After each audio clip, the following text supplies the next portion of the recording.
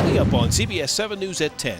The city of Odessa is speaking out after an investigation reveals misconduct involving police. And just because you have the right to carry a gun, should you? CBS 7 News at 10 starts right now.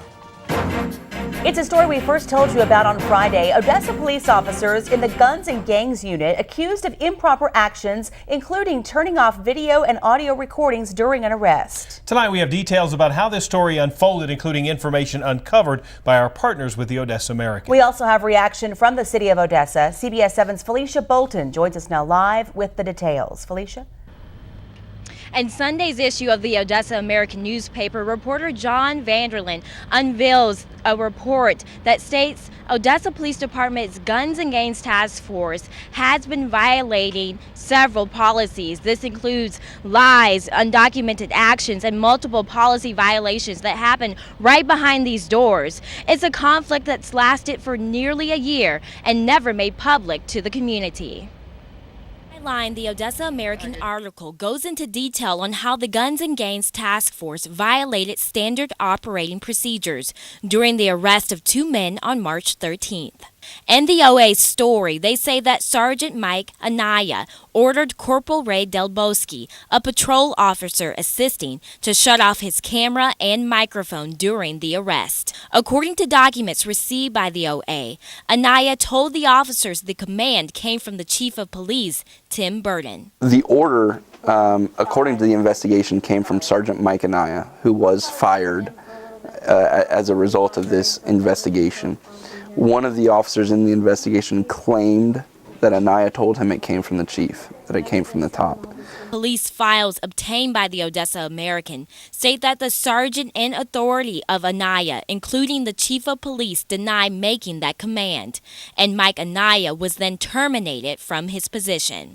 The article reports that 4 other officers on the scene were also reprimanded for their actions, including Delboski for shutting off his microphone without explaining why, and Corporal Patrick Chadwick for force against a citizen during the arrest and not reporting it. City Representative Andrea Goodson says the city does not deny the wrongdoings, but never made it public to protect the officers.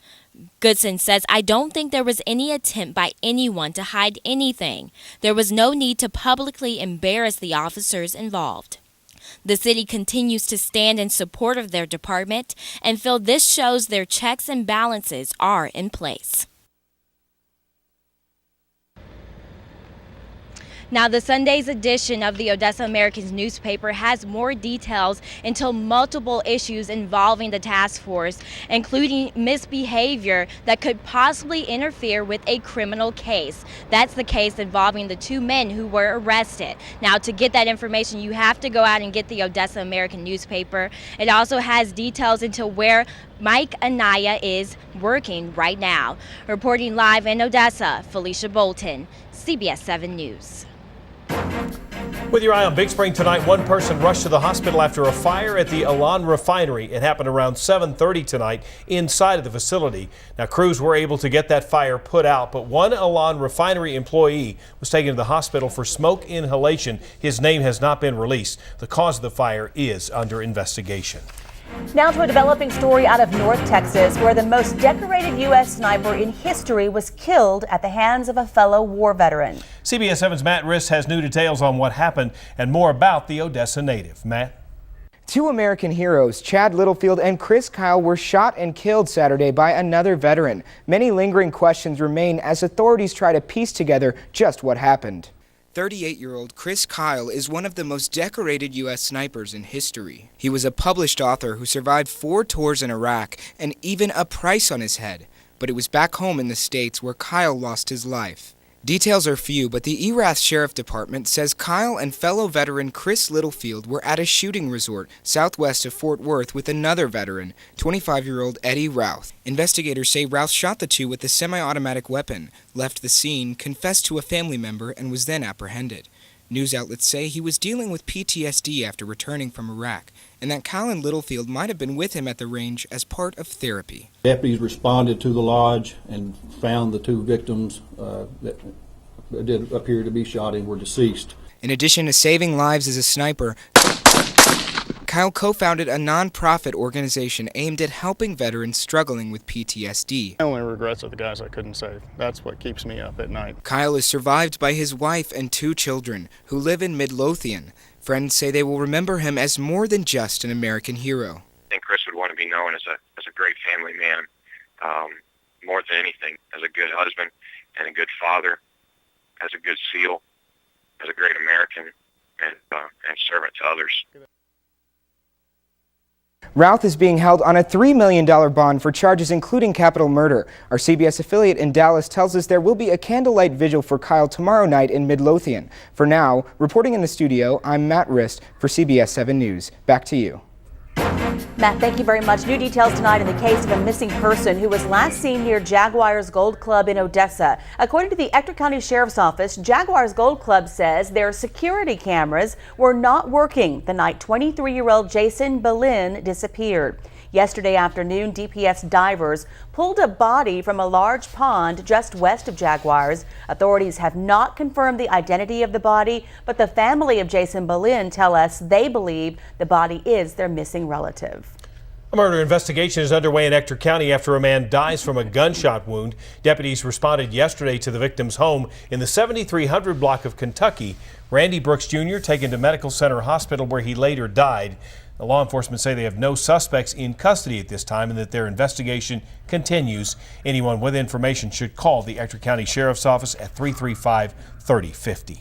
It was chilly but sunny outside today for your Super Bowl Sunday. That's right. Let's get a check with the weather, see if this trend is going to stick around as we start our work week. Craig Stewart joins us now from the Pinpoint Weather Center. Craig? Jay Tatum, really not a bad evening outside. Temperatures kind of mild, and that's what we're going to see into the morning hours. So show you morning lows around the area. Starting out your Monday, 44 Odessa, 43 Midland, Big Spring, right around 44 degrees. Garden City, St. Lawrence, Midkiff, Big Lake, Rankin, Crane, the mid-40s, Wink and Kermit. You'll see right around 42 degrees, 42 Andrews, Hobbs near 40. Pecos, 43. Fort Stockton, the early morning low on your Monday, 47, 43 Alpine, 37 for Marfa, a little bit chilly there, and then Presidio at about 46 degrees. Here is a look at your hazardous weather outlook for your Monday. And again, we'll see mostly cloudy skies. We are not expecting any hazardous weather around the area. And coming up in just a bit, we'll have the 7-day forecast. We'll let you know about a chance of rain in that forecast. Greg, thank you. With your eye on West Texas, with the release of the latest unemployment figures, some community leaders in Pecos are speaking out. The unemployment rate in Pecos County is at 8.8%, just above the national average. But local leaders say the way the Texas Workforce Commission calculates the numbers works against rural areas like Pecos. Even though rig counts are up, employment numbers depend on where the payroll offices are located. Some new businesses are coming to a small West Texas community. Presidio city officials tell us a Bell's clothing store and a Dollar General will soon be opening in the border town. You know, Presidio is not only a great place to visit, it's a great place to live. And the city's going to great strides to bring things to do. Newton says the stores are expected to open in a few weeks. Earlier this week, the Obama administration made it clear that students with disabilities deserve the chance to get out on the field, the court, or even on courses. On January 25th, the Department of Education released a letter outlining how schools can give their disabled students the opportunity to play sports. Unlike Title IX, this movement isn't requiring schools to start teams from scratch or even put a certain number of disabled students on a team to fill a quota. It simply means if a student wants to play, he or she should have the opportunity. If we have the students that want to participate in athletics at our high school level that are disabled, and we don't provide the opportunities needed, then certainly we'll have to look at some budgets and get an idea how we would go about funding those types of teams. But you know, it's a great law. It's going to provide some opportunity for kids who maybe don't have opportunity right now to participate at that level. For more information about this movement, you can go to our website at cbs7.com. Who should be allowed to carry a weapon? It's a question that's often debated, and there is plenty of disagreement. But in a world where headlines often include school shootings and random acts of violence, many people who would normally never consider getting a handgun are entertaining the idea. I found myself in that category recently and decided to stretch beyond my comfort level to see if a novice who has mixed feelings about carrying a weapon can find security with a handgun. Every citizen shall have the right to keep and bear arms in the lawful defense of himself or the state. It's a constitutional right, but does that mean that any ordinary citizen should carry a weapon? Being a concealed handgun licensee, it's a big responsibility. Jennifer Bissell teaches a concealed handgun class at Brush Mountain Outfitters in Odessa. Her 10-hour course is required for anyone who wants to receive a concealed carry permit. It covers everything from laws. There is no legal limit of intoxication for a concealed handgun licensee. You can't even have alcohol in your breath. To marksmanship. You want to have either the thumb over the thumb, like this. With a heavy emphasis on ensuring that the use of deadly force is always the last resort. It is. It's a last resort. It's by all other means, by communication, by trying to communicate with them to diffuse the situation, that would be the only way that your life is in imminent danger. The classroom study often takes up to 6 hours. It is very thorough. But after a few reminders, always treat every gun as if it were loaded. Bissell hands me a gun for the very first time. How'd that feel? That's heavy. We work on how to hold it, how to align a shot, and how to pull the trigger. And then it's time to step outside onto the gun range and see if someone like me can do this. Are you scared? No, I'm not scared. Good. A little anxious, but not scared. The first step is loading the gun. Want to try it? Sure, right now. We put on the ear protection and get ready to fire the first shot. And then if I just pull the trigger? Whenever you're ready, pull the trigger. Right down. Yeah, I'm ready when you are. Look at you. It's really loud. Much to my surprise, the first shot is just centimeters from the center of the target. Excellent. Keep going. Excellent. Again, I fire, and again, the shot is almost spot on. I just didn't think I could do it. And now how do you feel? Clearly, I can. I mean, I really, in my mind, I just thought someone like me cannot safely fire a gun. Through this process, it becomes very clear to me, wherever you fall on the spectrum of gun control versus gun rights, education and safety are the things both sides can agree on. There's a lot of people that are so intimidated that they're not willing to take that step like you did. To take that step to learn, to get educated, and to become familiar with the firearm. At the end of the day, the decision about whether to have a handgun is both personal and private. But either way, we must think about safety. How will you react if the unthinkable becomes reality? If I were ever in a situation and I needed a firearm, what would I do? It's training yourself into making a plan with everything. You want to make a plan. Guns or not.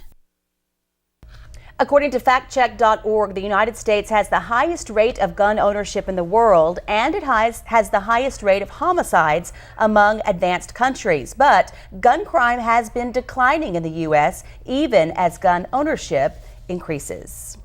Straight ahead, our weather director Craig Stewart is back after the break with a look at how the rest of the week is shaping up with your 7-day forecast. And later, Raven fans rejoicing as the Baltimore football team takes the win at this year's Super Bowl.